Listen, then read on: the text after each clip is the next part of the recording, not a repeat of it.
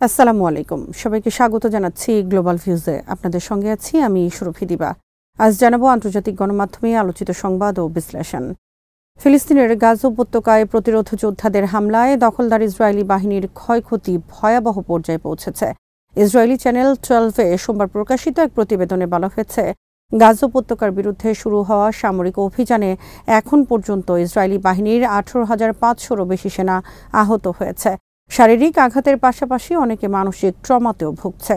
প্রতিবেদন অনুযায়ী কমপক্ষে 12,500 সেনা শারীরিকভাবে আহত হয়েছে, আর 10,000-এরও বেশি সেনা পোস্ট ট্রমাটিক স্ট্রেস এবং অন্যান্য মানসিক সমস্যায় আক্রান্ত। এই অবস্থা যুদ্ধের তীব্রতা এবং ইসরায়েলি বাহিনীর ভেতরের মানসিক বিপর্যয়কে ইঙ্গিত করছে বলে মন্তব্য করেছে চ্যানেল 12। প্রাপ্ত তথ্য অনুযায়ী 33% শারীরিক আঘাত হাত ও পায়ে, 13% মাথা, চোখ ও কানে এবং 7% মেরুদণ্ড, ঘাড় ও পিঠে লেগেছে। প্রতিবেদনে আরও বলা হয়, আহতদের মধ্যে 65% রিজার্ভ বাহিনীর, 18% নিয়মিত সেনাবাহিনীর, 10% পুলিশ ও অন্যান্য নিরাপত্তা ইউনিটের এবং 7% স্থায়ী সামরিক সদস্য। আহতদের মধ্যে নারীদের সংখ্যা 7%। খবরে বলা হয়, এই পরিসংখ্যান ইসরায়েলি দখলদার বাহিনীর সামরিক ও মানসিক অবক্ষয়ের গভীরতাকে তুলে ধরছে, যখন প্রতিরোধে গোষ্ঠীগুলো একাধিক ফ্রন্টে লড়াইয়ের তীব্রতা বাড়িয়েছে। এমন সময় এই তথ্য প্রকাশিত হলো যখন ইসরায়েলি বাহিনী গভীর সংকটে পড়েছে, বিশেষ করে গ্রাউন্ড ব্যাটেলে নেতৃত্ব দিতে সক্ষম কর্মকর্তাদের প্রবল ঘাটতিতে ভুগছে।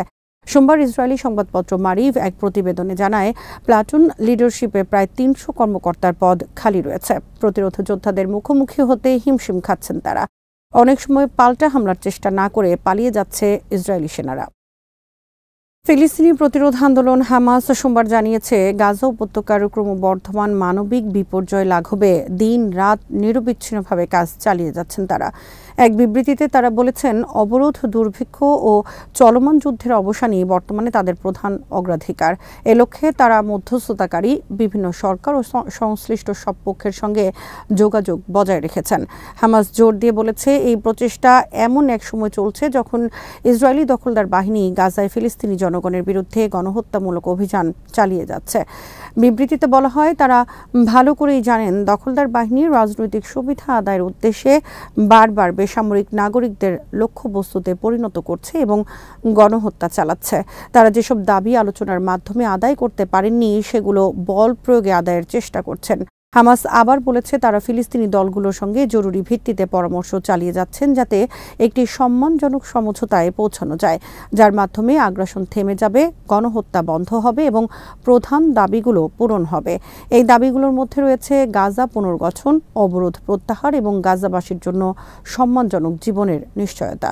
ইসরায়েলি চ্যানেল 12-এর এক প্রতিবেদনে বলা হয়েছে, হামাস এবং ইসরায়েলের কাছে একটি হালনাগাদ যুদ্ধবিরতি প্রস্তাব পাশ করেছে কাতার, মিশর ও যুক্তরাষ্ট্র।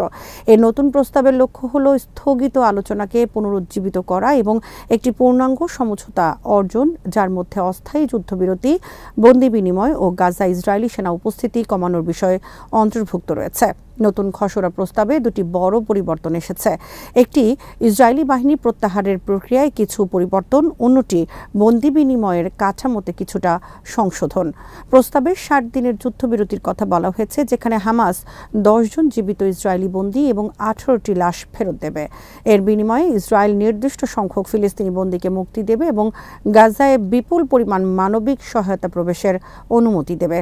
তবে সবচেয়ে উল্লেখযোগ্য পরিবর্তন এসেছে গাজার দক্ষিণে ইসরায়েলি সামরিক অবস্থান নিয়ে। আগে ইসরায়েল দাবি করেছিল, মিশরের সীমান্তবর্তী ফিলাডেলফি করিডোরের উত্তরে 5 কিলোমিটার এলাকা তাদের নিয়ন্ত্রণে থাকবে।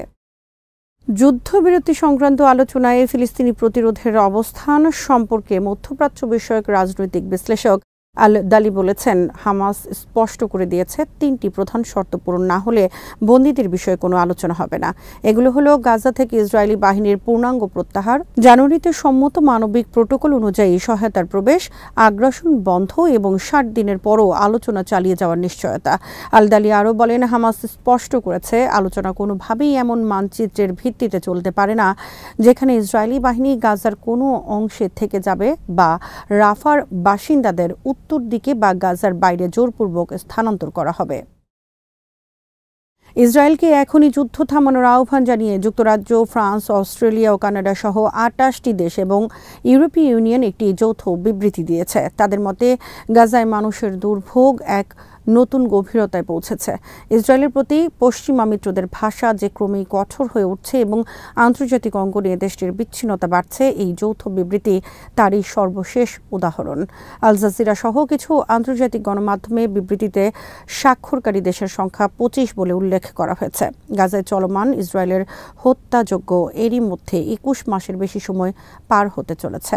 যুদ্ধবিধ্বস্ত উপত্যকাটির ২০ লাখের বেশি বাসিন্দার মানবিক পরিস্থিতি ভয়াবহ পর্যায়ে পৌঁছেছে।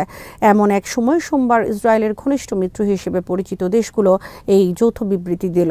বিবৃতিতে একটি সমঝোতা ভিত্তিক অস্ত্রবিরতি, ফিলিস্তিনি যোদ্ধাদের হাতে আটক বন্দীদের মুক্তি এবং জরুরি মানবিক সহায়তার অবাধ প্রবাহের আহ্বান জানানো হয়। বিবৃতিতে বলা হয়, অল্প অল্প করে ত্রাণ সরবরাহ এবং ত্রাণ প্রত্যাশী শিশু সহ বেসামরিক নাগরিকদের নৃশংসভাবে হত্যার নিন্দা জানাই আমরা। এসব মানুষ তো কেবল পানি ও খাবারের মতো ন্যূনতম প্রয়োজন মেটাতে চেয়েছিল। জাতিসংঘ ও গাজার স্বাস্থ্য মন্ত্রণালয়ের তথ্য অনুযায়ী ২ মাসের বেশি সময় সম্পূর্ণ অবরোধ রাখার পর গত মে মাসের শেষের দিক থেকে ইসরায়েল তা শিথিল করে। এরপর ত্রাণ সংগ্রহ করতে গিয়ে ৮৭৫ জন ফিলিস্তিনি নিহত হয়েছেন। যৌথ বিবৃতিতে দেশগুলো বলেছে, ইসরায়েল সরকারের ত্রাণ বিতরণ ব্যবস্থা বিপজ্জনক, যা অস্থিরতা বাড়াচ্ছে এবং গাজাবাসীর মানবিক মর্যাদা কেড়ে নিচ্ছে। ইসরায়েল সরকার বেসামরিক জনগণকে প্রয়োজনীয় মানবিক সহায়তা না দিয়ে যা করছে তা কোনোভাবেই গ্রহণযোগ্য নয়। ইসরায়েলকে অবশ্যই আন্তর্জাতিক মানবিক আইনের বাধ্যবাধকতা মেনে চলতে হবে। বিবৃতিতে স্বাক্ষরকারী দেশগুলো হলো যুক্তরাজ্য, Australia, Austria, Belgium, Canada, Cyprus, Denmark, Estonia, Finland, France, Iceland, Ireland, Italy, Greece, Japan, Latvia, Lithuania, Luxembourg, Malta, Netherlands, New Zealand, Norway, Poland, Portugal, Slovenia, Spain, Sweden এবং সুইজারল্যান্ড। দেশগুলোর পক্ষে তাদের পররাষ্ট্রমন্ত্রীরা বিবৃতিতে স্বাক্ষর করেন।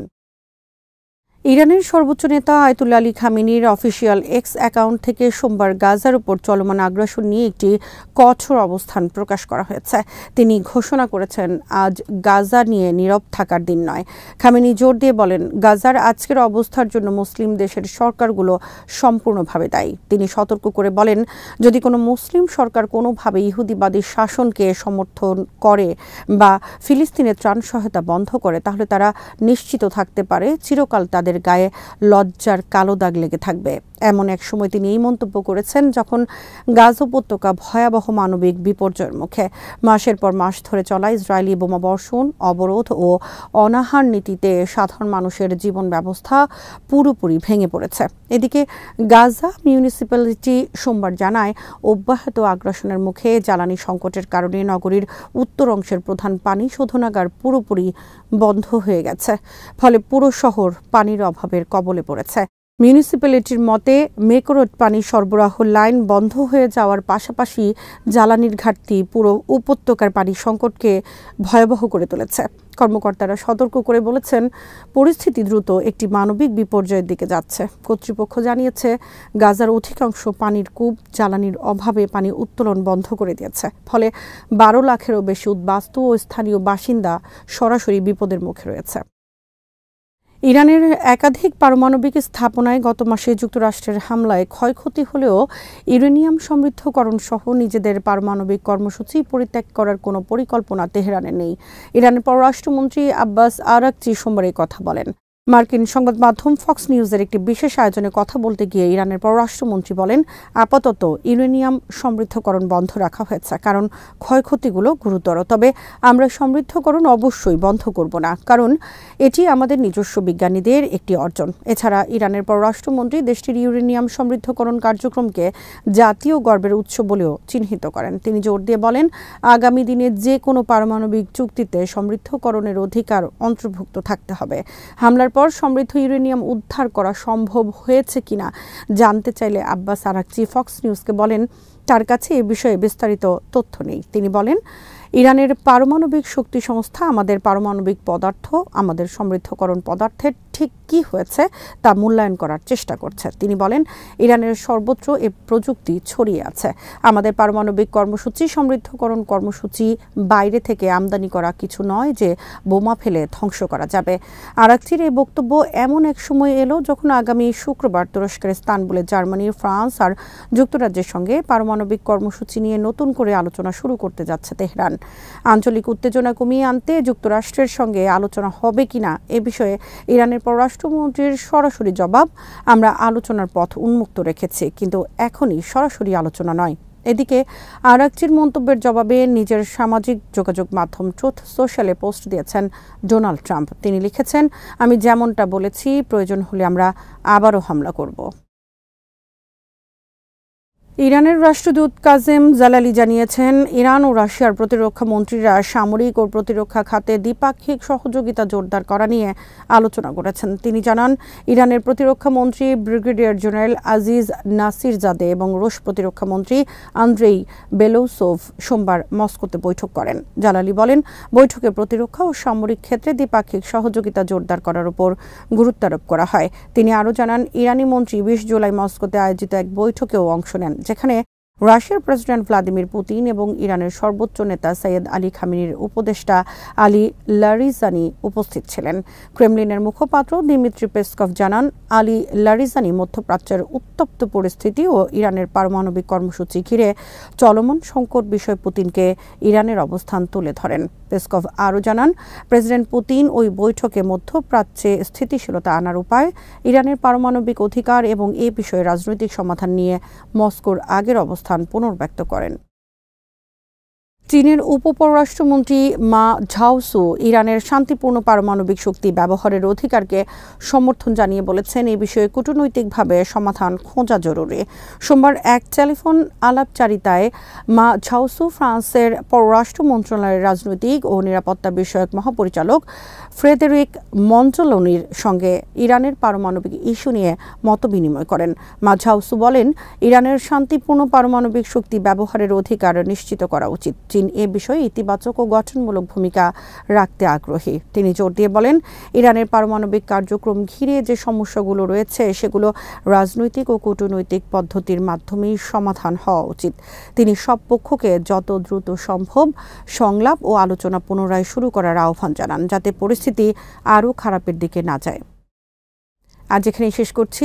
সবাই ভালো থাকুন, সুস্থ থাকুন আর দেখতে থাকুন বিরিভিউজ। চ্যানেলটি ভালো লাগলে সাবস্ক্রাইব করুন, সংযুক্ত থাকুন আমাদের ফেসবুক পেজে। আল্লাহ হাফেজ।